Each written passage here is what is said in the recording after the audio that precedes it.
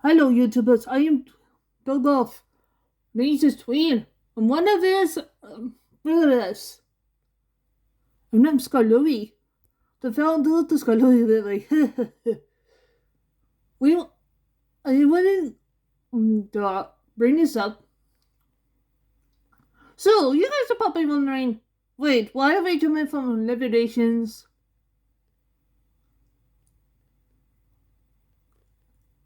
at the creature? Shouldn't it be the episode after it, in between the two? Well, unfortunately, those two entries who have reacted to that episode.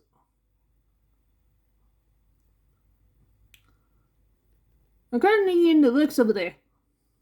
So, Douglas, while they're being repaired, the episode is on the recap of the episode. Lamp is on hold for now.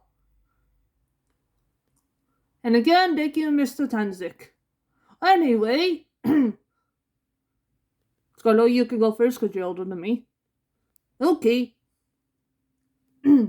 So, a few hours after his mental breakdown at Harlan, the Fell Controller is on his way home. I mean, against the event suicide Celia.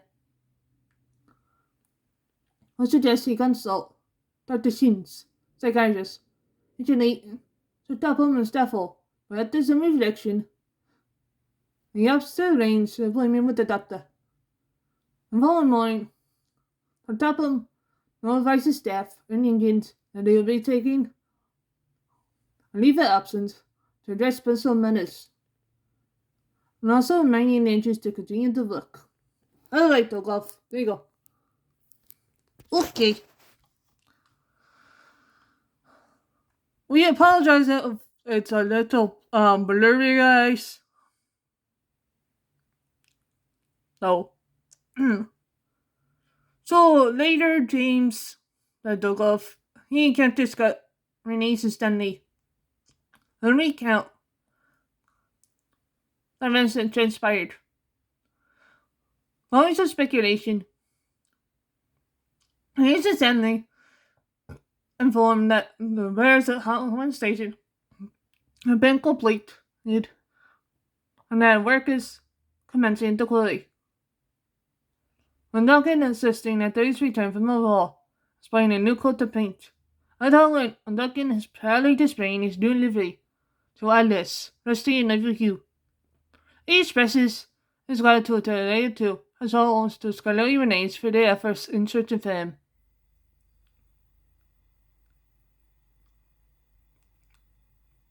He recalls the find from police, the little keeper, and regain consciousness in the wrecks, although he does not remember the collision he had with the lorry.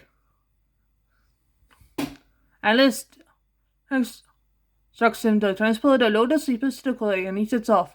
As he is left, familiarize away Duncan's new color and personality.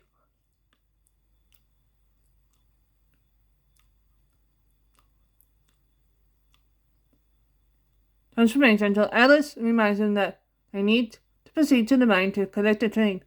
Upon Duncan's arrival at the quarry, a man named Todd Parker approaches him. Todd recognizes Duncan from Barnhill Railway. Helming Duncan urged him to remain silent as Stewart and Inspector appears.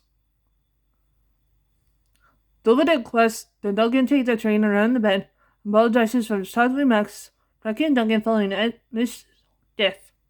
Andreas is death, and Duncan concedes. I have to agree to disagree as Todd departs. So says Galoy. Meanwhile, the Fat Control has reached Dr. Simmons' location. He expresses gratitude for all Dr. Simmons has done for his wife, and mentions Dr. Anderson's history. Suddenly, he sits up on spots Dr. Anderson and explains in surprise. Although Simmons is staying steadily, Topham clarifies that Anderson has unexpectedly appeared to him and complains about his treatment.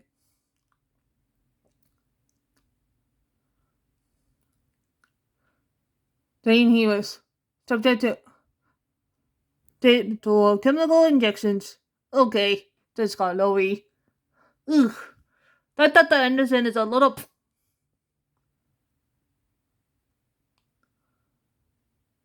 We don't want this video taken down off YouTube, but our channel is for 13-year-olds and up. I know we don't use copyrighted. I ain't copyrighting the recaps. YouTube, I know you sit with audio. Copyrights. And you can only use uncopyrighted music. Anyway. The question to forget his childhood. Rather than erasing his summer or memories that had been insured. Yeah. Okay, dog, up there you go. Okay, I confiscate the wedding charter belonging to Duke. Has some function. Duncan offers to take over Duke's train, but Mickey interferes. Fine, and the Sandos reveal his schedule to ensure that Duncan does not overexert himself. Which indicates he must collect a little kipper. Duncan argues that he's capable of managing both trains, but he's unable to train Mickey. Ellis is also unsuccessful. Stewart helps the Transit Express. Even Duncan means inspired depots.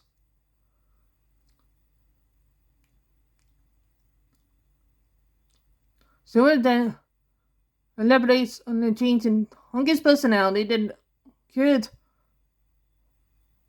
3 days following Tracy's death.